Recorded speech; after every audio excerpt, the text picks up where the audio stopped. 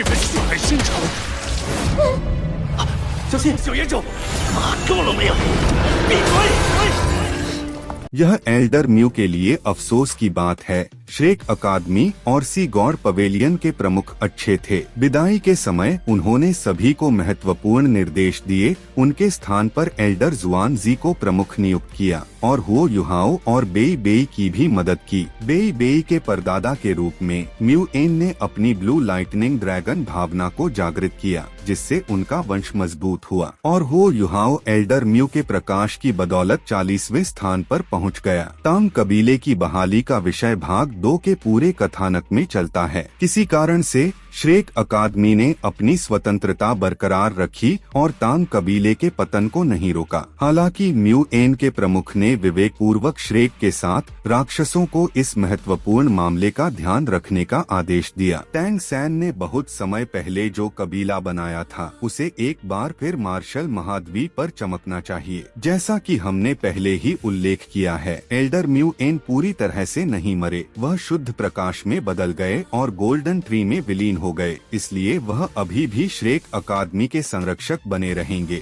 श्रृंखला में कहा गया है कि लेवल 10 का मैकेनिक सी गॉड पैवेलियन का अगला प्रमुख होगा। हालांकि मूल में एल्डर म्यू ने सीधे तौर पर अपनी आशा व्यक्त की थी कि हुओ युहाओ एक बार शीर्षक बनने के बाद सी गॉड पैवेलियन का प्रमुख बन जाएगा। सूर्य और चंद्रमा साम्राज्य में हुओ युहाओ के लिए पूरी तरह से नए और असीमित अवसर खुलते हैं। वह यांत्रिकी का सर्वश्रेष्ठ शिक्षक बनने के लिए प्रशिक्षण लेता है और वह स्वयं आध्यात्मिक उपकरणों के बारे में बहुत जल्दी नई चीजें सीखता है। पहले ही पाठ में वो युहाओ जुगे डिवाइन क्रॉसबो, जो हमें भाग 1 से अच्छी तरह से ज्ञात है, को तंत्र के साथ संयोजित करने में सक्षम था। इस प्रकार इसे आधुनिक बनाया गया। ट्रेलर में हे काइतो की कहानी दिखाई गई है। वह एक समय सूर्य और चंद्रमा साम्राज्य का राजकुमार था। जब वह 9 वर्ष का था तो उसके चाचा वर्तमान सम्राट ने विद्रोह कर दिया और उसके माता पिता और बहन को मार डाला। वह काइतो हमेशा बदला लेना चाहता था। वह अब एक सुप्रीम सोल्जर प्लान में शामिल हो गया है,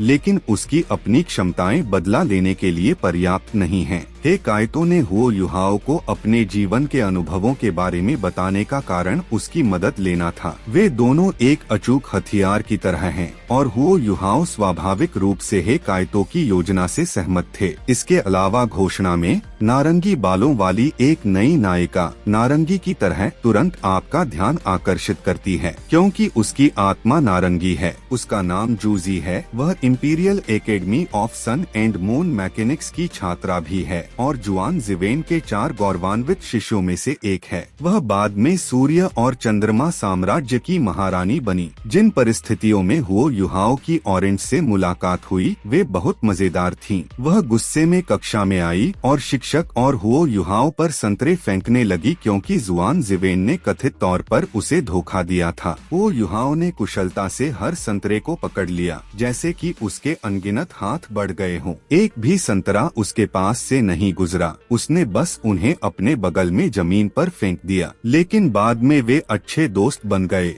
और जूजी ने हुओ युहाओ के साथ अपनी जीवन कहानी भी साझा की। वह एक अनाथ है। उसके पिता की मृत्यु स्टार एम्पायर के साथ लड़ाई के दौरान हुई थी और उसकी मां की बीमारी से मृत्यु हो गई थी। वह अपने पिता की मौत का बदला लेना चाहती थी। जुआन जिवेन के 4 शिष्यों ने हुओ युहाओ का बहुत गर्मजोशी से स्वागत नहीं किया। नौसिखिया होने के कारण उनके साथ काफी अभद्र व्यवहार किया गया और उन्होंने उन्हें प्रयोगशाला से बाहर निकाल दिया। वो युहाओ पीछे नहीं हटा या शिक्षक को नहीं बुलाया। वह प्रवेश द्वार में घुस गया और फिर जूजी सहित 4 छात्रों के साथ लड़ाई की। वे सभी स्तर 5 के मैकेनिक थे और उनके पास 5 अंगूठियां थीं। हालांकि हुओ युहाओ के पास इस समय केवल 3 अंगूठियां थीं। शिक्षक जिवेन के आश्चर्य की कल्पना करें, जिन्होंने अपने 3 छात्रों को फर्श पर बेहोश पड़ा देखा। उनमें से कोई भी गंभीर रूप से घायल नहीं हुआ, लेकिन हुओ युहाओ के प्रति रवैया तुरंत बदल गया। शिक्षक जिवेन ने हुओ युहाओ को जूजी और दूसरे शिष्य के साथ नए आध्यात्मिक उपकरणों का परीक्षण करने के लिए भेजा। वे जिंग यांग पर्वत श्रृंखला की ओर बढ़ते हैं जहां काफी संख्या में आत्मिक जानवर हैं। यह वही स्थान है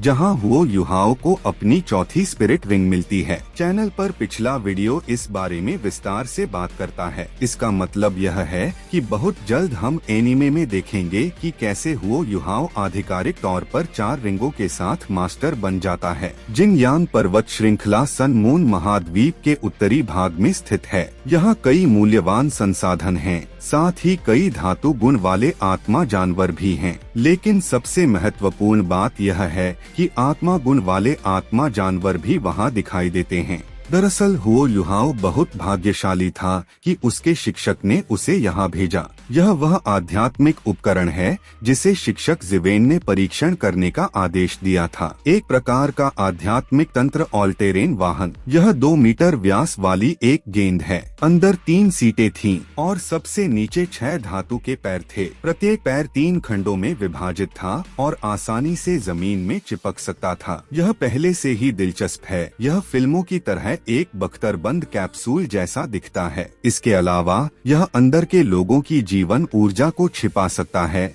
उदाहरण के लिए आत्मिक जानवरों से उसके पास बहुत मोटा कवच है। वो युहाओ स्तब्ध रह गया। यह पहली बार था जब उसने कोई स्पिरिट टूल देखा था जो किसी इंसान में फिट हो सकता था। और अगर आप इसमें बंदूकें जोड़ दें तो यह एक असली टैंक जैसा बन जाएगा। सामान्य तौर पर Imperial Academy of Sun and Moon Mechanics ने इसे 30 वर्षों तक विकसित किया, जो बहुत अधिक है। हमारे आगे हुओ युहाओ की नई अंगूठी की तलाश है। देखने के लिए आपका बहुत बहुत धन्यवाद। लिखें कि आपको नई हीरोइन ऑरेंज कैसी लगी। चैनल को सब्सक्राइब करें और सभी को अलविदा।